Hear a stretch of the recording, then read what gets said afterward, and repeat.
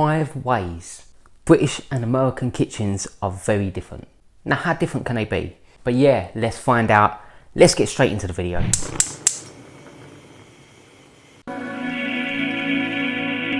Hello, I'm Lawrence and I'm on a quest to uncover all of the memos that Britain and America lost in the pond, and one of those memos pertains to kitchens. It's that time of year again, of course, when food sees its approval ratings shoot to new heights. And while I continue to look at the way in which British and American food varies wildly, the same is true of kitchens. Sure, some American kitchens on the whole might be larger than their British counterparts, just by virtue of the fact that houses are. But for once, I'm not going to concentrate on size. Instead, today I'm going to stick a rubber-gloved hand deep down into the details of how we use our kitchens. From etiquette to gadgets, here are 5 ways that British and American kitchens are very different.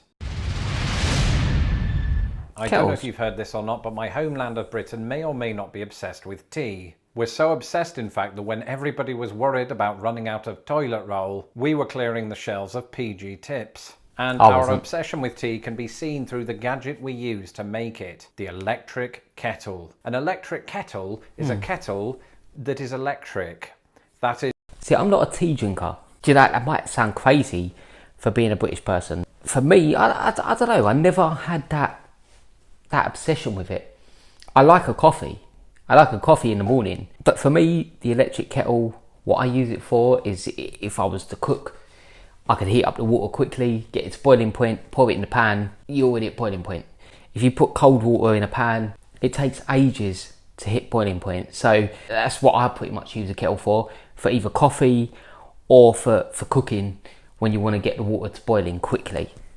Is you plug it into the wall. Now, I don't have British plug sockets where I live, so what you're seeing right now is not completely authentic. But the electric kettle at my house is made by the British company Russell Hobbs. You simply plug it in, put water in it, switch it on, and wait for it to boil. Now, any British people watching this might be thinking, how on earth do Americans make tea? Well, firstly, Americans don't drink tea quite as much as British people. And secondly, even though America doesn't have a royal family, coffee is king. Not literally, that would be absurd. Oh, but I like for coffee. Americans who do drink tea or hot drinks that aren't coffee, they usually have stovetop kettles. They work much the same way as electric kettles, except you don't plug them in, and the only thing that you turn on is the stove. Oh, okay. I have to say, while I don't have a major preference between both types of kettles, there is something a little bit satisfying about a kettle that whistles. Oh, so that's what they are. Plus, that way you know when it's done, even if you're in another wing of your house, another room of your house. Either way, when it comes to Britain, the electric kettle is not the only kitchen gadget that uses water. Washing machines in a kitchen? Sorry, America, for most Brits, this is a harsh reality. I say harsh, most of us wouldn't want it any other way. When I was growing... Wait, so in America, you don't have the washing machine in the kitchen? Oh, okay. Growing up, the washing machine was right there next to the kitchen sink. It was an easy way to consolidate chores and get chicken curry in your underpants. And it doesn't end there, because a lot of British washing machines also contain a dryer in one machine. Yeah, mine does. It's not a great idea because the dryer is usually rubbish. Hence why a lot of Brits still put their clothes out on a washing line. Okay. Across the pond, look around most kitchens in the United States and you won't find a washing machine. You might sometimes find them in a kind of pseudo laundry room that's attached to the kitchen, but not normally beneath the microwave. I do hope all of that sinks in, and speaking of sinks, that brings us on to this. Join me now and imagine a dystopian future in which humanity has run out of dishwashers. What would we do? Well, the answer to that question might depend on the country that you live in. For example, Americans would be more likely than Brits to hand wash their dishes under water running from a tap. On the other hand, Brits might be more likely than Americans to clean them in a sink filled with hot water. This is partly done to be more economical with water use, but it's also because British homes... Maybe when I was young and I lived with my parents, they didn't have a dishwasher. Then I moved out, we got a dishwasher. A dishwasher, yeah. It's washing up, it's, I ain't got the time for that. I just ain't got the time for it. and in some cases still don't, have mixer taps. In other words, most British homes were equipped with separate hot and cold taps, and so cleaning dishes under a running hot... See, I do know this. At my parents' house, we had a hot and a cold tap, but where I live now, I've got a mixer tap, so you can kind of get the temperature to where you want it, but definitely you want it hot. You want it as hot as possible anyway when you're doing washing up. If you was going to do washing up in the sink, me personally, I rinse off the plates, I put them in the dishwasher, job done.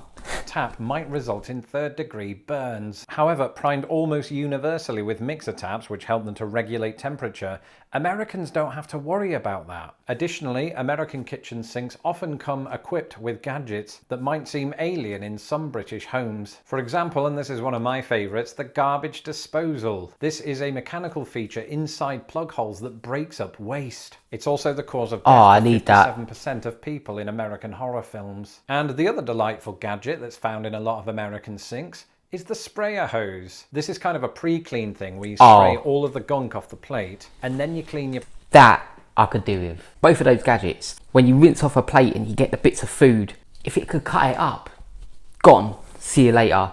Also that sprayer hose, you know, if you could move something out and just spray. I have seen it in films, but yeah, like I didn't know it was just a common thing. I thought it was maybe like posh houses or something like that. Yeah, like, you know, I haven't got that. Plate under regulated warm water. So okay, in this dishwasherless dystopian nightmare, both countries do at least have options, but what about when it comes to drying the dishes? In Britain, it's fairly normal not to rinse the soap off before letting the dishes dry on the drying rack. Once there, the soap, in theory, slides off or dissolves. It was hard to explain that to my American wife because Americans, for the most part, rinse off the soap with tap water or, if you're feeling lucky, the sprayer hose, and either leave it to dry in the drying rack or may not get... I'd definitely rinse off every little bit of soap. I don't really need that in my dinner. I don't want to be tasting soap when I'm putting food on the plate. I'm confused about that one. Get to it straight away with a towel. Now, I've never been passionately in favour of one method over the other, but the argument often thrown forward for the British way is that rinsing can leave water stains. And I suppose that's true if you're lazy, and thinking about it, I am. If I wasn't, I probably wouldn't make use of these. Egg cups. What on earth is an egg cup? And I'm not exclusively throwing that question at Americans, because Americans of a certain region or generation have often told me, oh, we had those growing up. That was really British, sorry. But the fact is, most Americans are probably not familiar with egg cups and most certainly don't have them in their houses. On the other hand, according to a law that I just made up, it's illegal for British kitchens not to have one. We're even handed them at birth. The parents walk away with a baby, an egg cup and 4 boxes of PG tips. But what do we use them for? Well, I'm glad you asked, because this is where the lazy part of Lawrence comes in. They house soft-boiled eggs, and these are soft-boiled eggs that have had the top knocked off them. I've never been really good at that part. And what you do is you dip toast or bread soldiers into the egg. I've got to be honest, I'm completely useless at trying to make this, but my mum used to make it for me. I remember having it all the time as a kid. It was just part of like a good breakfast. You know, you'd have your toast and your egg and you dip it inside. Perfect. It was perfect. Egg. And it is the most amazing breakfast in the whole world, and you're all wrong. Shut up. Egg cups. I do realise that for some of you, you've just learned a new word. The perfect segue into this. Just to bring us full circle, there are of course many British and American word differences when it comes to food. I have done and will continue to do videos on that. But here's a short sample of variations in kitchen lingo. In Britain, whether or not the hot and cold taps are unified, tap is the word we go for. And while I have heard that word applied in the United States, Americans will often opt for faucet. And sometimes when the plumbing's bad and the water won't come out, you might have to force it. Sorry, I've never even heard of that.